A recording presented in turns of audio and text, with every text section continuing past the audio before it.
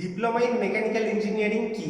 প্রচুর ছাত্রছাত্রী তোমরা যারা ডিপ্লোমা ইন মেকানিক্যাল ইঞ্জিনিয়ারিং কি জানতে চাইছো, তোমাদের জন্য কিন্তু আমি চলে এসেছি মেকানিক্যাল ওয়ার্কশপে। এটা কিন্তু Swami Vivekananda institute of science and টেকনোলজির মেকানিক্যাল ওয়ার্কশপ।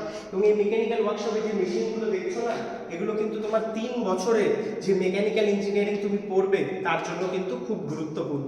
তোমরা যারা মেকানিক্যাল ইঞ্জিনিয়ারিং পড়বে বলে ভাবছো, mechanical engineering deals with machines, automobile, power system, তোমাদের থার্মাল ইঞ্জিনিয়ারিং, থার্মোডাইনামিক্স এবং ম্যানুফ্যাকচারিং প্রসেস। ম্যানুফ্যাকচারিং প্রসেস কিন্তু এই ডিপ্লোমা ইন মেকানিক্যাল ইঞ্জিনিয়ারিং এর একটা বেস। ম্যানুফ্যাকচারিং প্রসেস বলতে একটা জিনিসকে তোমরা কিভাবে তৈরি করবে। তো এখানে দেখতেই পাচ্ছ আমি কিন্তু একটি প্রোডাক্টে রয়েছে, এবং এই প্রোডাক্টটায় দেখো লেখা রয়েছে SVIST department of ME workshop 2023। অর্থাৎ এই যে জিনিসটা, এটা তৈরি করতে কি কি পার্ট লাগে।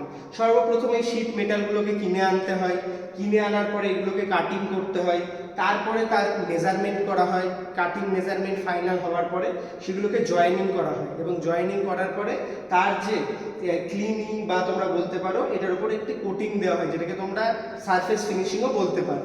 তো এই যে পুরো প্রসেসটা, এই পুরো প্রসেসটাই কিন্তু ম্যানুফ্যাকচারিং প্রসেস। বা তোমরা কোনো একটা জিনিস বানাবে, কোনো একটা রডের ডায়ামিটার কম করবে বা বেশি করবে, তার জন্য কিন্তু এই লেদ মেশিন ইউজ করা হয়।